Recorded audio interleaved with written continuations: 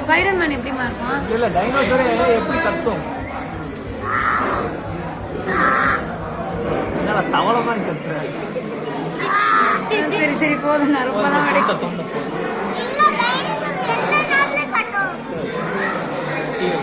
Spiderman